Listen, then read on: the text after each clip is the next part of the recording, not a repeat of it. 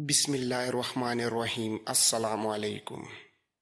عثمان نے ہی امام کو اپنی زمین دوست جماعت کی امامت پیش کی تھی، جسے جماعت کے ہر فرد نے قبول کر لیا تھا۔ یہ لوگ کسی نہ کسی کے گھر میں مل بیٹھتے اور لائے عمل طے کرتے تھے۔ اب ان دو مغویہ لڑکیوں کا مسئلہ سامنے آ گیا تو عثمان صارم نے ان کی رہائی کا ارادہ کر لیا، جو دراصل خودکشی کا ارادہ تھا۔ وہ موچی کے کہنے کے مطابق امام کے گھر چلا گیا۔ امام بے چینی سے اپنی ڈیوٹی میں ٹہل رہا تھا۔ عثمان صارم کو دیکھ کر رک گیا اور پوچھا، عثمان، تم نے اس قیدی کی للکار سنی تھی؟ معلوم ہو رہا تھا وہ لڑکیاں اس کی بہنیں تھیں۔ عثمان صارم نے کہا، میں اسی للکار پر لبیک کہنے آیا ہوں محترم امام صاحب۔ برجیس آ رہا ہے اور میرے ساتھ دوست بھی آ رہے ہیں۔ امام نے پوچھا، تم کیا کرو گے؟ تم کر ہی کیا سکتے ہو؟ میں جانتا ہوں کہ ہماری بے شمار لڑکیاں کافروں کے قبضے میں ہیں، مگر ان دو لڑکیوں نے مجھے امتحان میں ڈال دیا ہے۔ اس نے منہ اوپر کر کے گہری آہ بھری اور کہا، یا اللہ، مجھے صرف ایک رات کے لیے جوان کر دے، یا آج ہی رات میری جان لے لے۔ اگر میں زندہ رہا تو تمام عمر ان لڑکیوں کی آہ و زاری مجھے سنائی دیتی رہے گی اور میں پاگل ہو جاؤں گا۔ عثمان نے کہا، ہمیں اپنی دانش کی روشنی دکھائیں۔ مجھے امید ہے کہ ہم آپ کو ایک رات سے زیادہ بے چین نہیں رہنے دیں گے۔ عثمان کے دو ساتھی اندر آئے۔ امام نے انہیں بیٹھنے کو کہا اور تینوں سے مخاطب ہو کر کہا، آج یوں معلوم ہوتا ہے جیسے میری دانش جواب دے گئی ہے۔ مجھے اس طرح بے قابو نہیں ہونا چاہیے، لیکن کوئی غیرت کو للکارے تو جذبے بھڑک اٹھتے ہیں، جنہیں مطمئن کرنے کے لیے جوان ہونا ضروری ہوتا ہے۔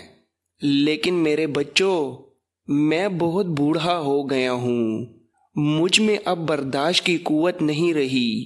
تم جو کچھ کرنے کا ارادہ کرو سنبھل کر کرنا۔ ایک ایک کر کے 7 جوان جمع ہو گئے اور ان کے فوراً بعد موچی آ گیا۔ اس نے بوری اٹھا رکھی تھی جس میں پرانے جوتے اور اوزار تھے۔ اس نے بوری پھینکی اور کمر سیدھی کی۔ وہ ہنس پڑا۔ وہ جب سیدھا کھڑا ہوا تو کوئی کہہ نہیں سکتا تھا کہ یہ وہ موچی ہے جو دنیا کی گہما گہمی سے رشتہ توڑے ہوئے راستے میں بیٹھا جوتے مرمت کرتا رہتا ہے۔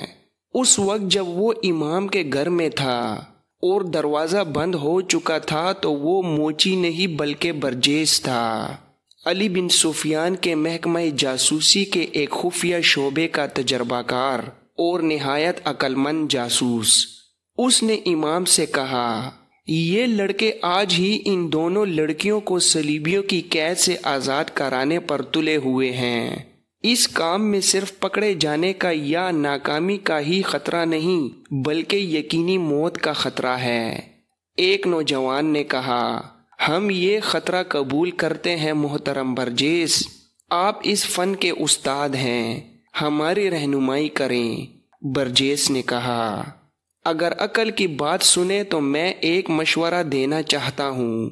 صلیبیوں کے پاس بہت سی مسلمان لڑکیاں ہیں، ان میں سے بعض کو انہوں نے بچپن میں قافلوں اور گھروں سے اغوا کیا تھا اور انہیں اپنی تعلیم و تربیت دے کر ہمارے خلاف جاسوسی اور تمہاری کردار کشی کے لیے استعمال کر رہے ہیں۔ تم لوگ ایک ایک لڑکی کو تو آزاد نہیں کرا سکتے۔ اگر تم سب میرے فن سے فائدہ اٹھانا چاہتے ہو تو میں کہوں گا کہ 2 لڑکیوں کی خاطر تم جیسے 8 جوان قربان کر دینا عقل مندی نہیں، بردباری اور تحمل ضروری ہے۔ عثمان صارم نے بھڑک کر کہا، میں تحمل کو کس طرح قبول کر سکتا ہوں؟ برجیس نے کہا، میری طرح؟ کیا میں پیشے کا موچی ہوں؟ میں جب مصر میں ہوتا ہوں تو میری سواری کے لیے عربی گھوڑا تیار رہتا ہے اور میرے گھر میں 2 ملازم ہیں، مگر یہاں 3 مہینوں سے راستے میں بیٹھا لوگوں کے غلیظ جوتے مرمت کر رہا ہوں۔ میں تمہیں 2 لڑکیوں کی آزادی کے لیے پورے کرک اور اس سے آگے کے بہت وسیع علاقے کو آزاد کرانے کے لیے زندہ رکھنا چاہتا ہوں۔ برداشت کرو، انتظار کرو۔ عثمان اور اس کے 7 دوست برداشت کی حدوں سے نکل چکے تھے۔ ان کی باتوں سے پتہ چل رہا تھا کہ ان میں انتظار کی بھی ہمت نہیں رہی۔ وہ کسی کی رہنمائی کے بغیر ہی اس جگہ پر حملہ کرنے کو تیار تھے جہاں توقع تھی کہ لڑکیاں ہوں گی۔ انہوں نے امام کی بھی باتیں سننے سے انکار کر دیا۔ آخر برجیس نے انہیں بتایا کہ اس کے 2 جاسوس اس جگہ معمولی ملازم ہیں جہاں صلیبی حکمران رات کو اکٹھے ہوتے ہیں اور شراب پیتے ہیں۔ یہ دونوں جاسوس عیسائیوں کے بیس میں شوبک کی فتح کے بعد وہاں سے بھاگنے والے عیسائیوں کے ساتھ آئے تھے۔ انہیں یہاں نوکری مل گئی تھی اور وہ کامیاب جاسوسی کر رہے ہیں۔ تم سب نے وہ عمارت دیکھی ہے جہاں وہ صلیبی حکمران رہتے ہیں جو ہماری فوج کے خلاف لڑنے کے لیے برطانیہ، اٹلی، فرانس اور جرمنی وغیرہ سے آئے ہوئے ہیں۔ اس عمارت میں ایک بڑا کمرہ ہے جہاں وہ شام کے بعد اکٹھے ہوتے، شراب پیتے اور ناچتے ہیں۔ ان کی تفریح کے لیے لڑکیاں موجود ہوتی ہیں۔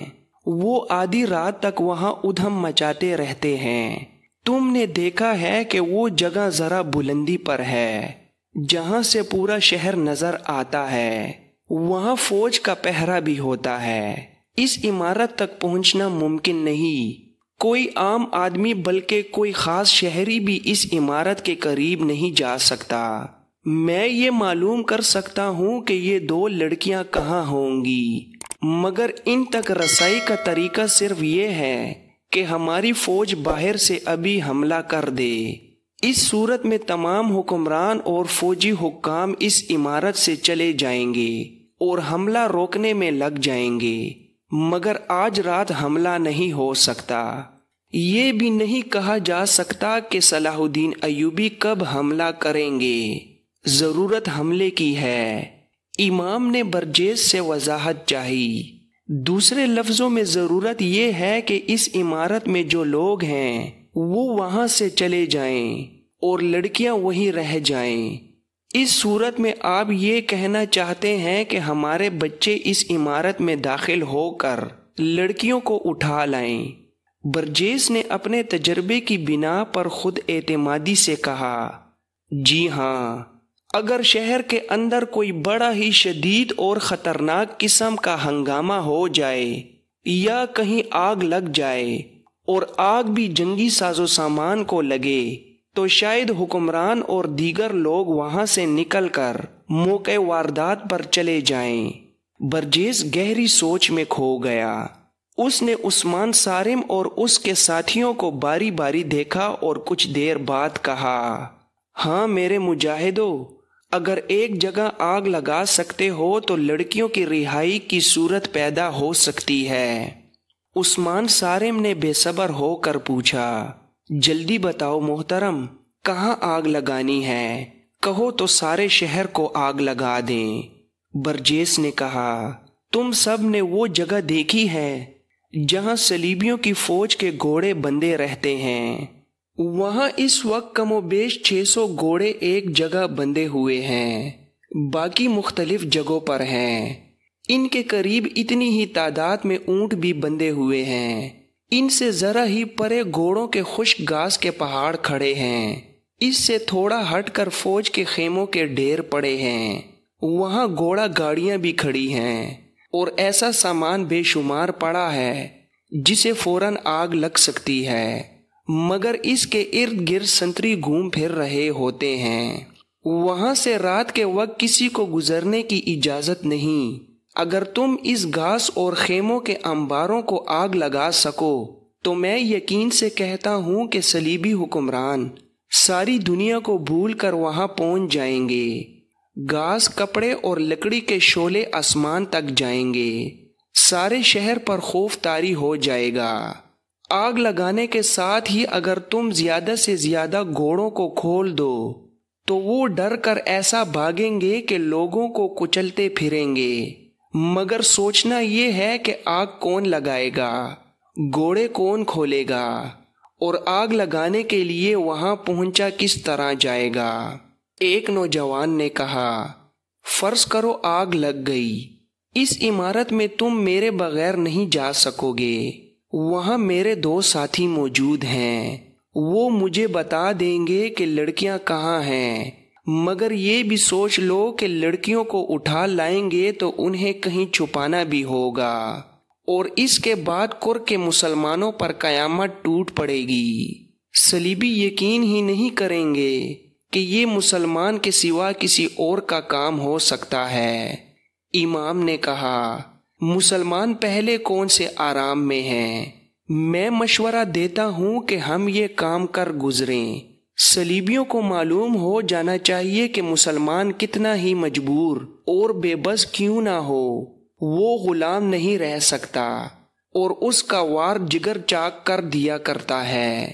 برجیس تو تھا ہی کمانڈو قسم کا جاسوس، وہ کئی راز معلوم کر کے سلطان ایوبی تک پہنچا چکا تھا، لیکن اسے اس قسم کی تخریب کاری کا کوئی موقع نہیں ملا تھا۔ وہ ایسی شدید کارروائی کو ضروری سمجھتا تھا تاکہ صلیبیوں کو معلوم ہو جائے کہ مسلمان کیا کر سکتا ہے۔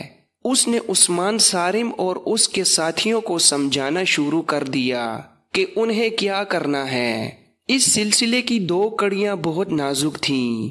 ایک یہ کہ آگ لگانے کے لیے 3-4 لڑکیاں جائیں، وہ سنتری سے کسی اعلیٰ فوجی حاکم کا پتہ پوچھیں اور سنتری کو مار ڈالیں۔ برجیس نے لڑکیوں کو بھیجنے کی اس لیے سوچی تھی کہ عورت خصوصاً نوجوان لڑکی جو تاثر پیدا کر سکتی ہے وہ کوئی مرد نہیں کر سکتا، مرد شک پیدا کر سکتا ہے۔ دوسرا خطرناک مرحلہ یہ ہے کہ کتنے نوجوان صلیبی حکمرانوں کی عمارت پر حملہ آور ہوں۔ برجیس اور امام نے متفقہ طور پر کہا کہ زیادہ نہ ہوں، یہی 8 ہوں تو بہتر ہے، کیونکہ زیادہ ہجوم نظر آ سکتا ہے اور کسی نہ کسی کے پکڑے جانے کا خطرہ زیادہ ہوگا۔ پھر یہ مسئلہ پیدا ہوا کہ اتنی دلیر لڑکیاں کہاں سے ملیں گی۔ عثمان نے کہا کہ ایک اس کی بہن النور ہوگی، ایک اور نوجوان نے کہا کہ دوسری اس کی بہن ہوگی، باقی 6 نوجوانوں میں کسی کی بہن نہیں تھی۔ امید ظاہر کی گئی کہ یہ 2 لڑکیاں اپنی اپنی ایک سہیلی کو ساتھ لے لیں گی۔ برجیس نے ان لڑکیوں کو ان کا کام سمجھانے کی ذمہ داری اپنے اوپر لے لی۔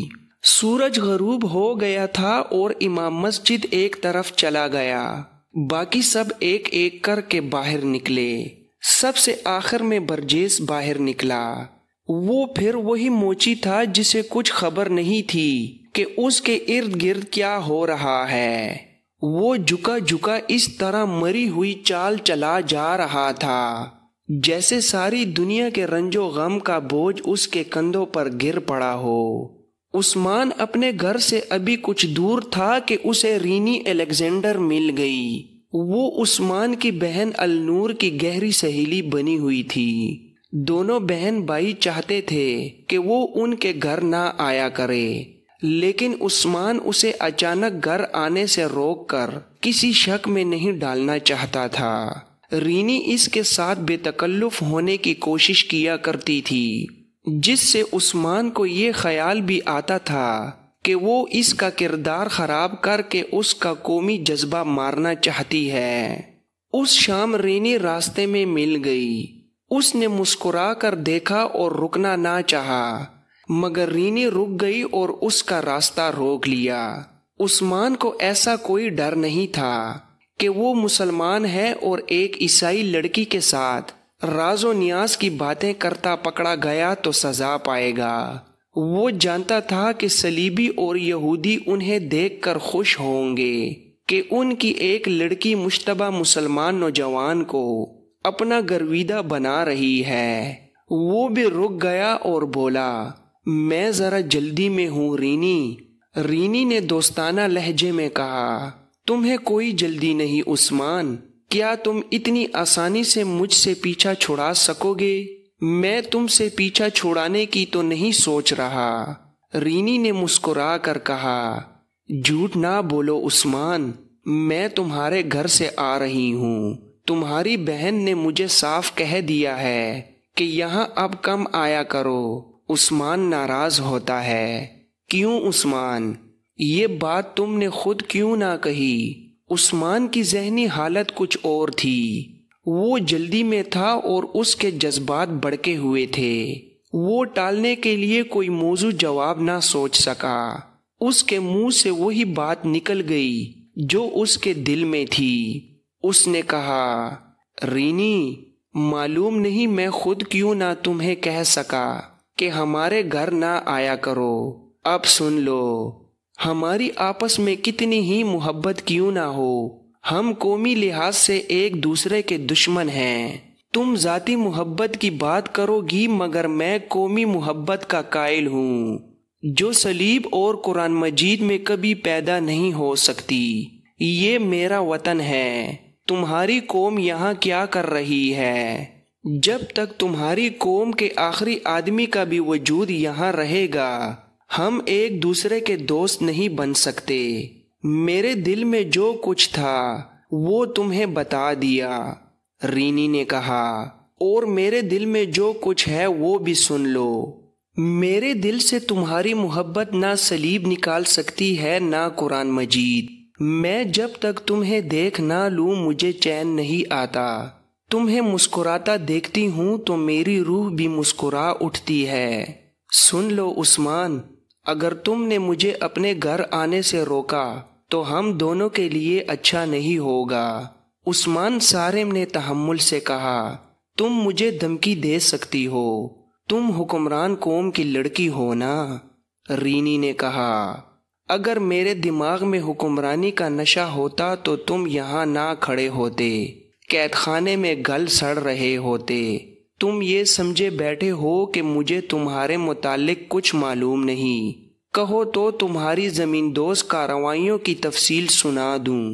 کہو تو تمہارے گھر سے وہ سارے خنجر، تیر و کمان اور آتش گیر مادہ برآمد کرا دوں جو تم نے اپنے گھر میں میری قوم اور میری حکومت کے خلاف استعمال کرنے کے لیے چھپا رکھا ہے، اور جو تمہیں گھر میں رکھنے کی اجازت نہیں۔ النور کو تم تیغزنی سکھا رہے ہو، اور تمہارے ساتھ جو دوست ہمارے خلاف کام کر رہے ہیں ان میں سے کئی ایک کو جانتی ہوں۔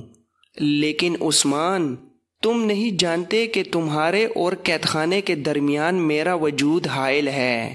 تم جانتے ہو کہ میرا باپ کون ہے اور وہ کیا نہیں جانتا اور کیا نہیں کر سکتا۔ وہ 5 مرتبہ گھر میں بتا چکا ہے کہ عثمان کی گرفتاری ضروری ہو گئی ہے۔ میں نے 5ویں مرتبہ باپ سے منت کر کے کہا ہے کہ عثمان کی بہن میری بڑی پیاری سہیلی ہے اور اس کا باپ ایک ٹانگ سے معذور ہے۔ 2-3 بار میرے باپ نے مجھے ڈانٹ کر کہا ہے کہ میں تم لوگوں کے ساتھ تعلق توڑ دوں۔ مجھے یہ بھی کہا گیا ہے کہ مسلمان اس قابل نہیں کہ ان کے ساتھ اتنی زیادہ محبت اور مروت کی جائے، لیکن میں ماں باپ کی اکیلی اولاد ہوں، وہ مجھے ناراض نہیں کرنا چاہتے۔ سورج غروب ہو گیا تھا، شام تاریک ہونے لگی تھی۔ عثمان خاموش رہا، اس کا ذہن کسی اور طرف تھا۔ وہ کچھ جواب دیے بغیر چل پڑا۔ ابھی 2 ہی قدم اٹھائے تھے کہ رینی نے آگے ہو کر اسے اس طرح روک لیا کہ اس کا سینہ عثمان کے سینے سے لگ گیا۔ رینی نے اپنے دونوں ہاتھ اس کے کولہوں پر رکھ دیے۔ اس کے جسم سے عثمان کو عطر کی ایسی بو آئی جو مسلمان گھرانوں میں نہیں ہوتی تھی۔ لڑکی اس کے قریب ہو گئی، اتنی قریب کہ ان کی سانسیں ٹکرانے لگیں۔ رینی کے ملائم ریشم جیسے بال جب عثمان کے گالوں سے لگے تو یوں تڑپ اٹھا جیسے پھندے سے آزاد ہونے کی کوشش کی ہو۔ یہ دیکھ کر رینی نے اسے چھوڑ دیا۔ عثمان نے اکھڑے ہوئے لہجے میں کہا، مجھے آزاد کر دو رینی، مجھے پتھر بن جانے دو، میرا راستہ کوئی اور ہے۔ ہم اکٹھے نہیں چل سکیں گے۔ رینی نے نشیلی آواز میں کہا، محبت قربانی مانگتی ہے، کہو کیا قربانی مانگتے ہو؟ میں وعدہ کرتی ہوں کہ تم جو جی میں آئے کرو، میں تمہیں قید نہیں ہونے دوں گی۔ عثمان صارم نے طنزیہ کہا، اور میں تم سے وعدہ کرتا ہوں کہ میں تمہیں بتاؤں گا ہی نہیں کہ میرے جی میں کیا ہے اور میں کیا کرنے والا ہوں۔